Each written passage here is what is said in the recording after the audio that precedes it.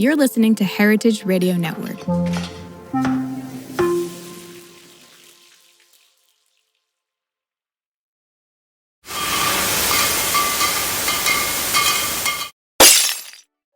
Welcome back to Last Call. Today, I'm here with Issamu Kamide, who is co-founder of the LA-based Wonderwerk House of Fermentation. You might remember him from episode 36 last fall, where we talked about his brand as being one of the more innovative wine brands that we've talked about.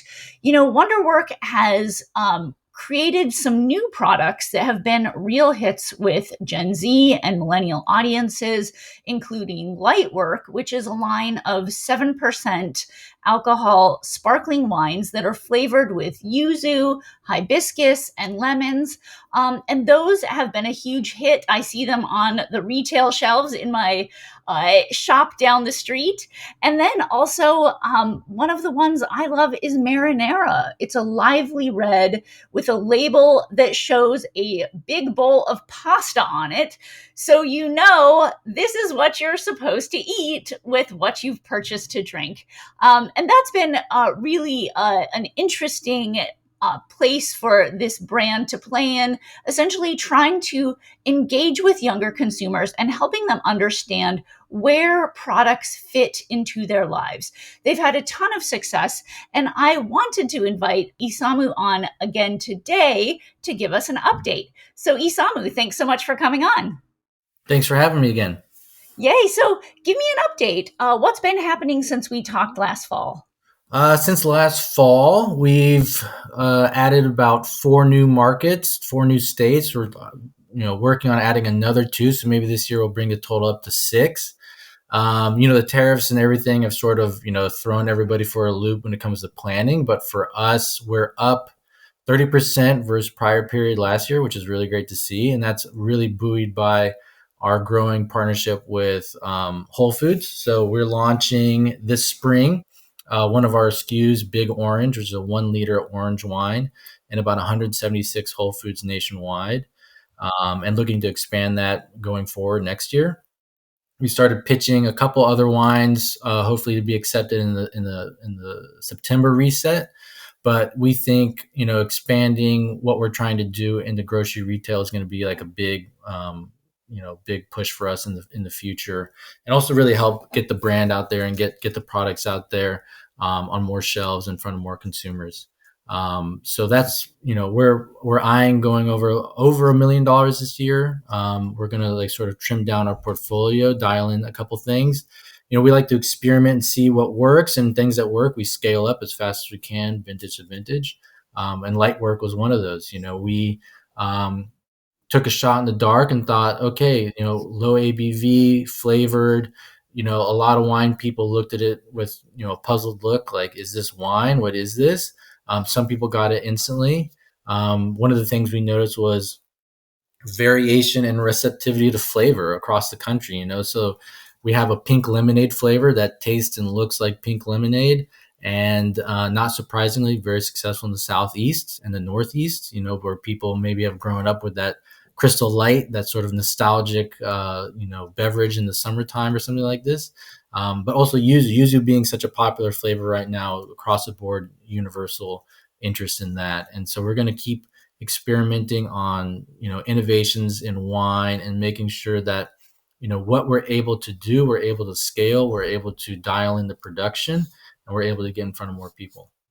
Yeah. And, I think one of the most interesting things to me about Wonderwerk is really that the company almost functions in its branding and its marketing like a CPG product as opposed to a traditional wine product. So tell me about that philosophy and how that's worked for you. Well, I have a CPG background, having worked at Nestle for a while and then some other companies.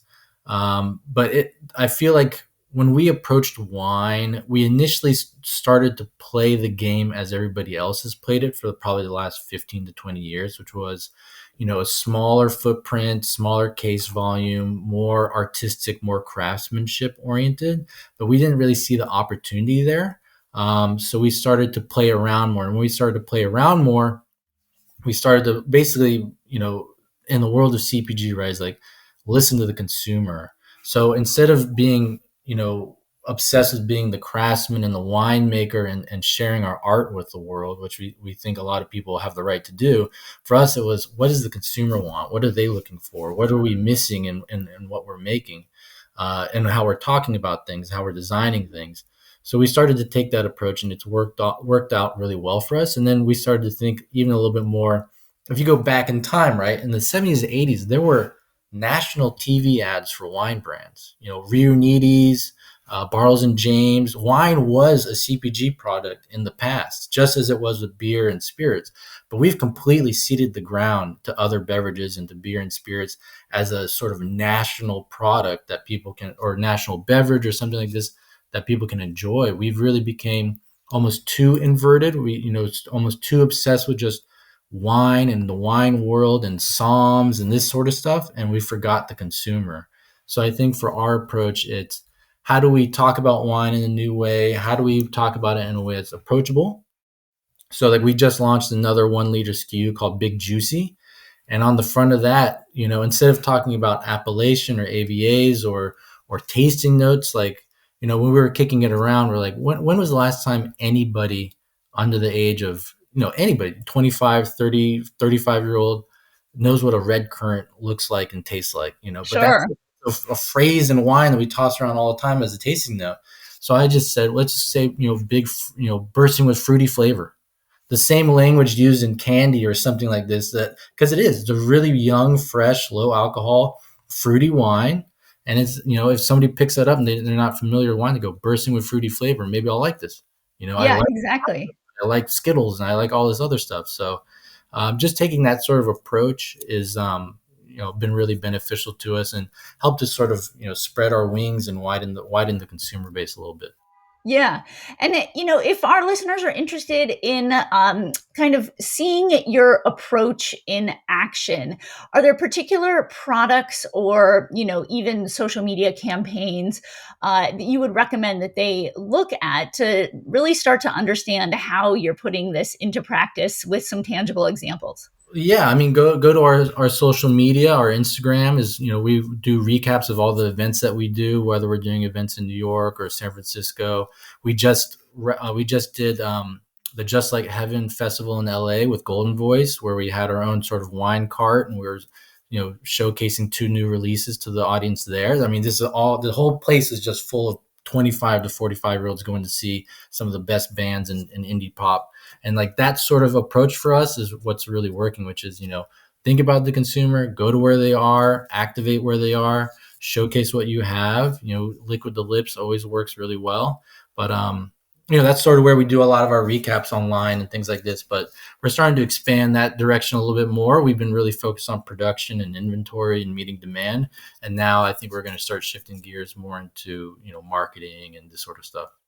Amazing. Well, I am so excited to continue following along with your successes. I think that these are some really actionable insights, and I encourage everyone to go to your social media account and to website. Give us the website URL. www.wonderwerkla.com. Great. And that's all the time that we have today. But Issamu, thank you so much for coming on to share these insights and give us an update. And a little note that we always do at the end of our episode. Thank you so much for joining us on the podcast. Please follow us on Apple, Spotify, or wherever you're listening, and tap the notification button so you'll be the first to know when a new episode drops. And please help us spread the word. Click the star ratings, share on social. All of these things really do help us find new listeners. Finally, if there's something that you'd like us to cover on the podcast, tell us. We're at podcast@businessofdrinks.com, or you can reach out via Instagram or LinkedIn. We want to hear from you, and we really do respond to messages. So, Issamu, thank you again for coming on. Thank you for having me.